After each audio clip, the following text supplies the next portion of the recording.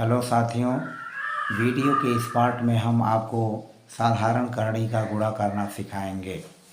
आइए समय को ज़ाया न करते हुए हम शुरू करते हैं इस वीडियो को। हमारा पहला सवाल है, करड़ी में 8 से हमें करड़ी में 16 में गुणा करना है। तो करड़ी में 8 से 16 में गुणा करने के लिए हम करेंगे क्या?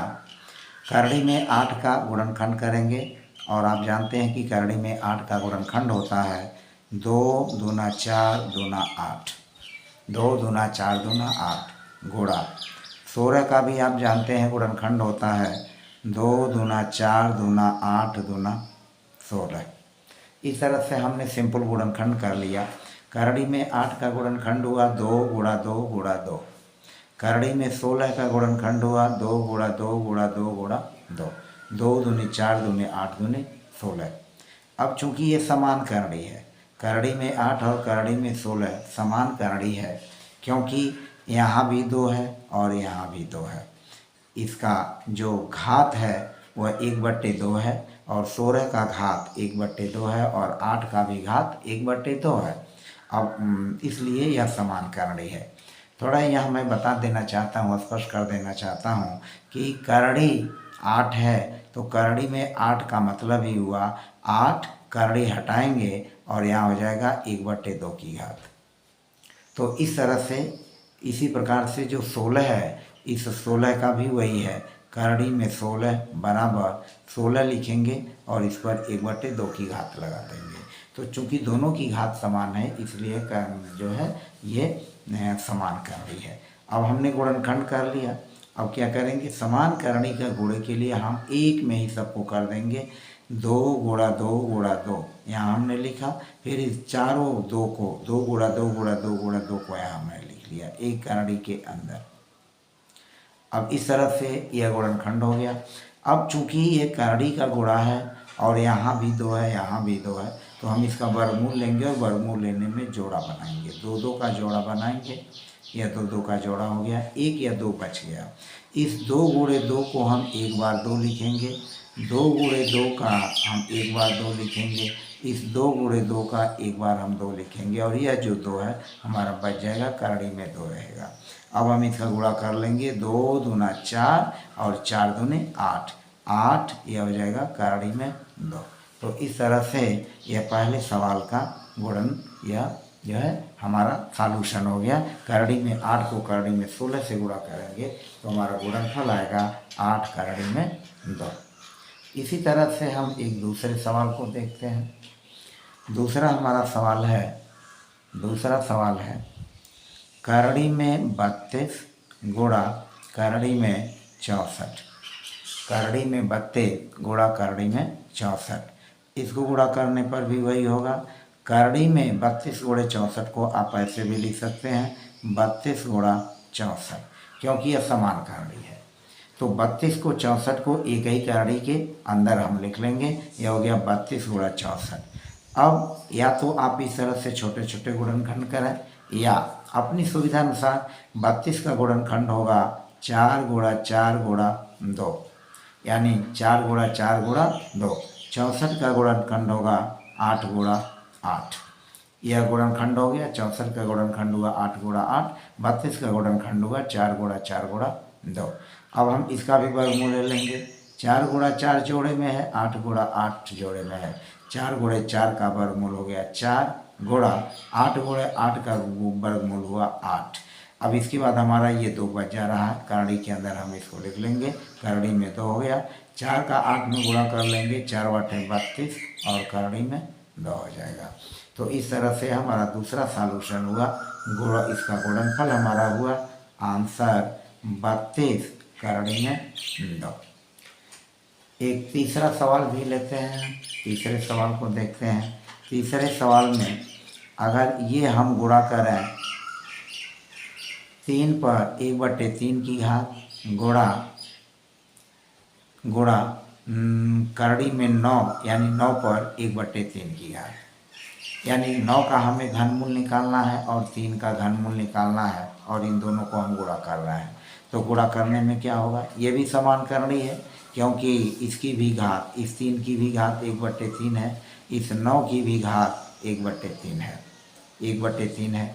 अब हम क्या करेंगे, समान करणी होने के नाते हम यहाँ 3 लिखेंगे, चाहे इस 3 को यहाँ लिखें चाहे इस 3 को यहाँ लिखें, और 3 का 9 में गुणा कर लेंगे तो 3 गुणा 9 हो जाएगा।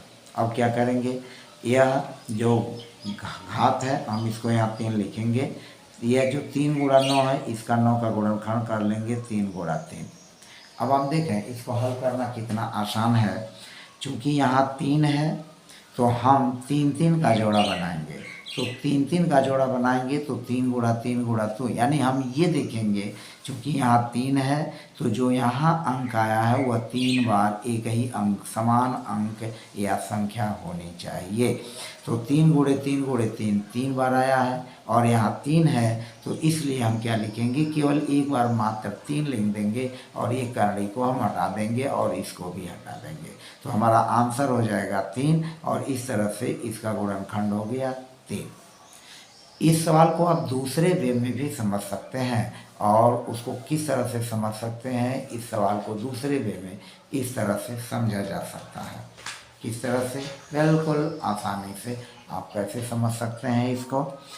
यह 3 का घात 1/3 है और गुणा 9 की घात 1/3 है।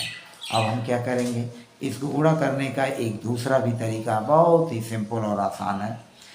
हम 3 यहाँ लिख लेंगे और 3 का 9 में गुणा कर लेंगे 9। फिर क्या करेंगे, 3 यहाँ लिख लेंगे और 3 गुणा 9 का गुणनखंड कर लेंगे 3 गुणा 3। अब आप देखें यह 3 है, 3 लिख लेंगे, और यह 3 कितनी बार है, 1 बार 2 बार 3 बार, यह 3 बार है, हम यहाँ 3 पर 3 की घात लिख लेंगे। जितना बार यह, चूँकि 3 बार है तो हमने बेस 3 लिखा बेस के रूप में, और 3 बार है तो यह घात हो गया। अब क्या करेंगे, 3 पर जो 3 की घात है इसको ऐसे लिखेंगे, और फिर क्या करेंगे, यह 3 पर 1/3 की घात लगा देंगे, यह इससे कट जाएगा, 3 पर हो जाएगा 1 बराबर हो जाएगा 3। तो हम इसका गुणनखंड इस तरह से भी कर सकते हैं घातांक नियम के हिसाब से।